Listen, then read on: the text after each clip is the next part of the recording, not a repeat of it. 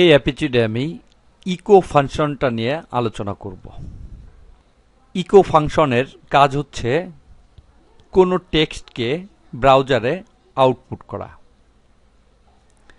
ব্রাউজারে কোনো টেক্সটকে আউটপুট করার জন্য দুইটা বেসিক ফাংশন রয়েছে, একটা হলো ইকো এবং অপরটি হলো প্রিন্ট।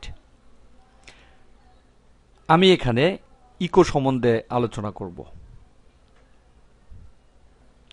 আমি পূর্বেই বলেছি ইকো ফাংশনের কাজ হচ্ছে কোনো লেখাকে ব্রাউজারে আউটপুট করা, অর্থাৎ ব্রাউজারে দেখানো। এখানে দেখতে পাচ্ছি এর সিনট্যাক্স হচ্ছে এর গঠন, অর্থাৎ এই ফাংশনটা কিভাবে গঠিত, যেভাবে গঠিত ঠিক সেভাবেই লিখতে হবে। এর সিনট্যাক্স হচ্ছে প্রথমে পিএসপির স্টার্ট এবং এন্ডের যে লেখা এটা লিখতে হবে, অর্থাৎ start less than question mark PSP এবং শেষে কোশ্চেন মার্ক গ্রেটার দেন এবং মাঝে কোড লিখতে হবে। এখানে দেখতে পাচ্ছি এর স্ট্রাকচারটা।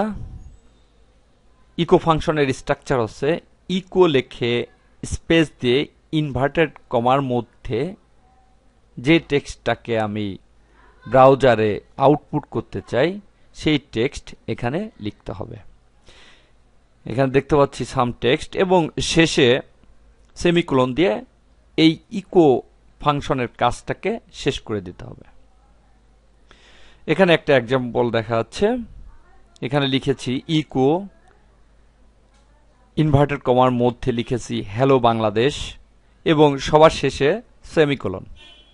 এই ফাংশনের দ্বারা ব্রাউজারে হ্যালো বাংলাদেশ এই কথাটাকে আউটপুট করবে, অর্থাৎ ব্রাউজারে প্রদর্শিত করবে।